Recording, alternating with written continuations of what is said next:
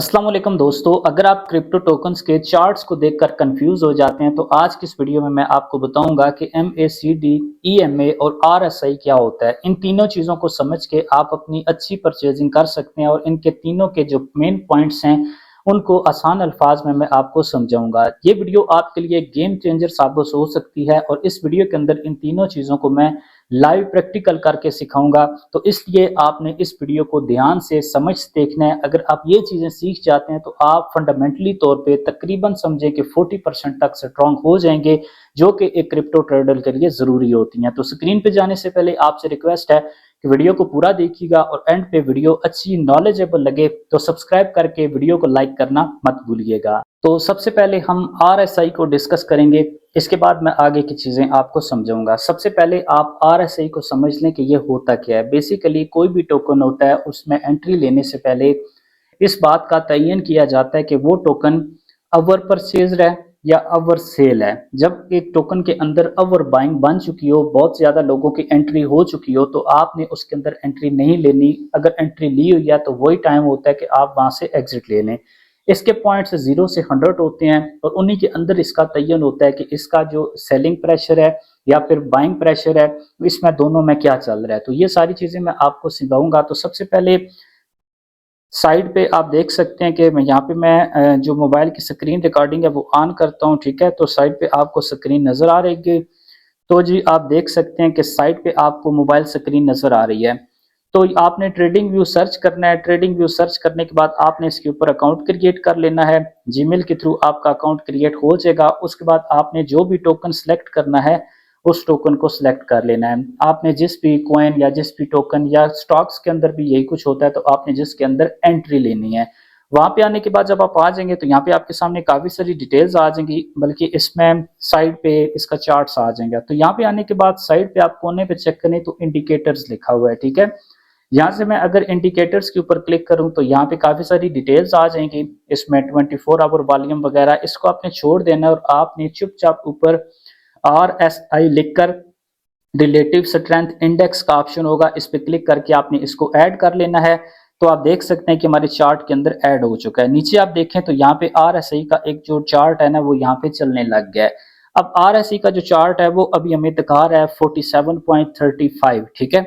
अब इसको आपने ये समझना है कि ये जो है इसकी जो डिटेल है वो कैसे समझी जाती है। अगर आपको ये जो चार्ट है ये साइड पे आपको नजर आ रही है, अगर ये 70 प्लस 17 प्लस होता है, ठीक है, उसका मतलब ये है कि बहुत ज्यादा इसको खरीदा गया है। इसका प्राइस किसी टाइम भी वापस गिर सकता है, किसी टाइम भी इसका जो इंडिकेटर है वो अच्छी खासी रेड कैंडल लगा सकता है। तो आपने जब भी कोई भी क्रिप्टो टोकन हो, जब उसका 17 प्लस लग जाए तो आपने एंट्री नहीं लेनी। उसके बाद इसका जो ओवर सोल्ड ऑप्शन है, जैसे एक हाई इसका है कि एक हाई लग गया है कि ये बहुत ज्यादा खरीदा गया है, तो ओवर सोल्ड इसका ऑप्शन कैसे चेक किया होगा, जब इसकी प्राइस जो है वो जो आप कह सकते हैं कि -30 के ऊपर चली जाए, तो इसका मतलब ये होता है कि इसका प्राइस बहुत ज्यादा नीचे जा चुका है, ठीक है। इसको मतलब बहुत ज्यादा बेचा गया है। ये चीज आपको समझ होगी, मतलब 30 के ऊपर जब चला जाए तो इसके इसी तरीके से आप एनालाइज कर सकते हैं। जब मैं एग्जांपल करता हूं इसको यूज कैसे करना है, ठीक है। जब आपका BTC है ना, ठीक है, BTC हमने यहाँ पे निकाली हुई है। अगर BTC का RSI 82 दिखा रहा है तो इसका मतलब है कि लोगों ने BTC इतना मतलब ज्यादा खरीद लिया है। अब लोग जो है वो प्रॉफिट बना के इससे एग्जिट लेंगे। ये सिंपल तरीका का हो रहा है। यही फंडामेंटल्स होते हैं जो बहुत से लोग सीखने के बाद अपने पेड ग्रुप बना के यही सर्विसेज देते हैं। तो ये इसका आसान सा तरीकाकार है। तो आपने इसको देखे बगैर, इसके इन पॉइंट्स को देखे बगैर एंट्री या एग्जिट नहीं करना। चाहे वो चार्ट जो है लंबा ग्रीन लगा ले, उस फोमो के अंदर आपने नहीं आना। तो आपने समझ लिया कि RSI का यूज केस क्या है और इसके 0 से 70% तक या 100% तक पॉइंट्स कैसे मैटर करते हैं। दरमियानी जो पॉइंट्स होंगे उनके अंदर आप जो स्कैल्प्स हैं वो कर सकते हैं, हल्की एंट्री एग्जिट। बाकी ये कितना लंबा टॉपिक है कि इसको अगर मैं डिटेल से बताने लग जाऊं ये तकरीबन 4 घंटे की वीडियो बन जाएगी। लेकिन उम्मीद करता हूं कि आप में से जिन लोगों ने आज से पहले RSI को नहीं समझा उनको समझ आ चुका है। तो इस टॉपिक को हम क्लोज करके हम अपना जो नेक्स्ट टॉपिक है MACD उसको स्टार्ट करते हैं। जी तो दोस्तों अब हम डिस्कस करेंगे MACD। इसके बारे में हम डिस्कस करने से पहले समझ लेते हैं कि ये होता क्या है। मैं आपको आसान अल्फाज में बताऊं तो ये सिर्फ 2 लाइनें होती हैं। एक लाइन होती है सेलिंग लाइन एक होती है बाइंग लाइन, ठीक है, बेचने वाली लाइन और खरीदने वाली लाइन, दोनों के क्रॉस पे डिपेंड करता है कि कौन सी लाइन जब क्रॉस करेगी तो आपका बाइंग के चांसेस ज्यादा हैं और कब आपके सेलिंग के चांसेस ज्यादा हैं। तो मैं आपको लाइव समझाता हूँ, साइड पे आप आ जाएं। साइड पे आने के बाद ये सिंपल है कि ये बताता है कि ट्रेंड कौन सी डायरेक्शन में है, तो क्या प्राइस का मोमेंटम बढ़ रहा है या कम हो रहा है, इस तरीके की चीजें बताता है। आपने इंडिकेटर्स के ऊपर आना है, यहाँ पे आके आपने MACD लिखकर सर्च करना है, मूविंग जो एवरेज की ये जो लाइन है इसको ऐड कर लेना है। यहाँ पे आप देख सकते हैं कि आपको दो लाइंस नजर आ रही हैं, इसमें एक जो फॉलोइंग इंडिकेटर है ना, ये मैं आपको बताता हूँ। यहाँ पे एक है MACD लाइन, उसके बाद यहाँ पे सिग्नल लाइन है, यहाँ पे दो लाइनें हैं, आपको समझ आ गया। और जो है तीसरा जो है वो हिस्टोग्राम बार्स हैं, जो कि नीचे आपको रेड कलर के नजर आ रहे हैं और ग्रीन कलर के भी आपको नजर आ रहे हैं, ये हिस्टोग्राम बार्स हैं। मैं एग्जांपल देता हूं आपको यहाँ पे इन दो लाइनों की, कि अगर MACD लाइन सिंगल लाइन के ऊपर जा रही है तो इसका मतलब ये है कि प्राइस ऊपर जाने के चांसेस ज्यादा हैं, ठीक है।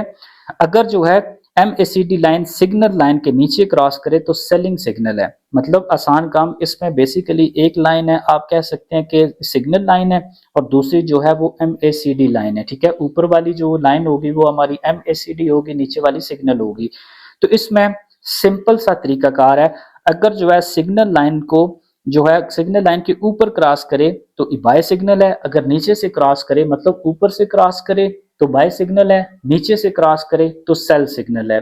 इसके अलावा इसमें कोई पेचीदगी नहीं है, मैं बिला वजह इसको पेचीदा कर करके आपको बताता रहूं, कुछ नहीं है, सिंपल इसका यही लॉजिक है, यही इसकी चीज देखी जाती है, इसके अलावा कुछ नहीं होता।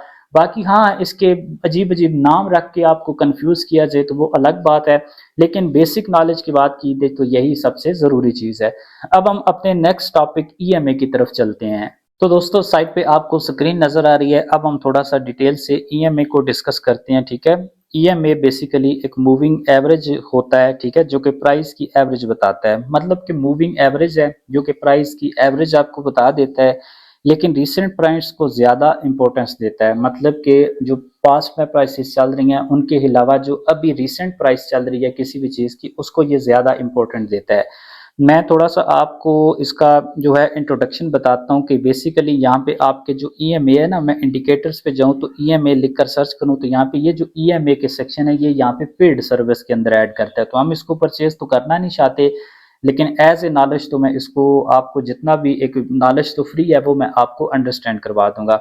यहाँ पे आप किसी भी चीज को क्लिक करें ना, ठीक है, यहाँ पे ये कहते हैं कि भाई अपग्रेड करें, लेकिन हम इसको अपग्रेड नहीं करेंगे, मैं आपको इसका थोड़ा सा इंट्रोडक्शन देता हूँ।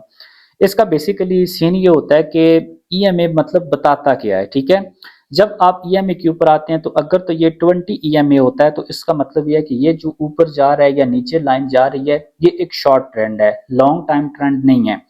अगर आपका जो EMA है वो 50 होता है तो इसका मतलब ये है कि वो जो है मीडियम ट्रेंड है। मतलब थोड़ी सी अगर प्राइस गिर रही है या अप जा रही है तो ये थोड़ा सा एक टाइम लेगी, शॉर्ट सा मीडियम सा टाइम लेगी अपनी इस डाउनफॉल या फिर बुलिश या बेरिश को हैंडल करने में। अगर 2200 EMA का ऑप्शन आ जाता है किसी भी टोकन के ऊपर है तो ये भाई लॉन्ग टर्म है, चाहे प्राइस गिर रही है तो समझो कि लंबी जाएगी, अगर इसकी ऊपर जा रही है तो समझो अच्छी खासी ऊपर जाएगी।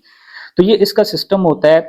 तो यहाँ पे आपने ये समझना होता है कि जब यहाँ पे आपको डिटेल में बताऊं तो जब प्राइस EMA के ऊपर हो ना तो बुलिश ट्रेंड है, जब प्राइस EMA के नीचे हो तो बेरिश ट्रेंड है। एग्जांपल मैं थोड़ी सी आपको बता देता हूँ, आप थोड़े कंफ्यूज होंगे लाजमी तौर पे, अगर आप बिगनर हैं या फर्स्ट टाइम इन चीजों को समझ रहे हैं तो मैं एग्जांपल आपको देता हूँ कि अगर BTC 20 EMA के ऊपर ट्रेड कर रहा है तो इसका मतलब है कि शॉर्ट टर्म में प्राइस स्ट्रॉन्ग है, ठीक है। अब मैं एग्जांपल के तौर पे यहाँ से मैं चलता हूँ, आपको लेके चलता हूँ अपने जो वॉलेट है उसके अंदर, वहां पे मैं थोड़ा सा आपको समझा देता हूँ।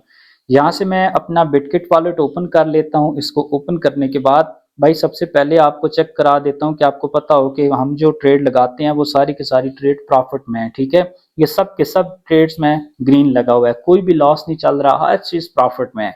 अब यहाँ से हम वापस आके यहाँ से मैं BTC सिलेक्ट करता हूँ। BTC कहाँ चला गया, ये मैं आपको BTC सिलेक्ट करके बताता हूँ, ठीक है। यहाँ से हम BTC को सर्च करते हैं, BTC, यहाँ पे इसमें EMA और नजर आ जाएगा, ठीक है, EMA। यहाँ पे ऊपर आप चेक करें ना, ऊपर आप EMA ऊपर छोटा सा लिखा हुआ है, नीचे EMA 5, आगे EMA 10, EMA 20, ठीक है, ये 3 होते हैं, ये ट्रिपल EMA होता है, जो कि यहाँ पे हमने जो चेक किया था ना ट्रिपल MA, यहाँ पे जो पेड दिखा रहा है, ठीक है, यहाँ पे करें तो यहाँ पे ट्रिपल EMA ये पेड दिखा रहा है।